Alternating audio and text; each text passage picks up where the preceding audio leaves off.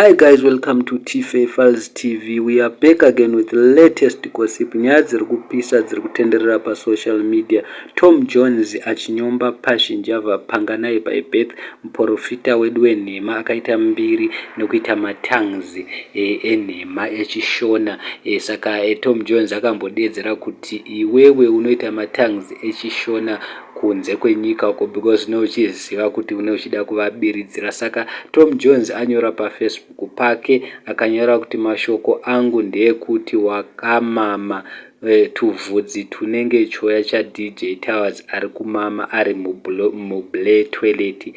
Munongoziva mega apa ari kupindura zvakataurwa naPassion Java muprofita wedu wenhema. Akanyora pa Facebook katuka 3 achinyora kuti achirova kuti mbavha dzevanhu. Akadedzera kuti ndakabotsa ndabirwa asi vanhu vacho takavabata. Saka izvi ndizvo zvazvitaurwa naTom Jones achidedzera kuti kudai vakakubata vakakurova too much iwe ngochani iwewe.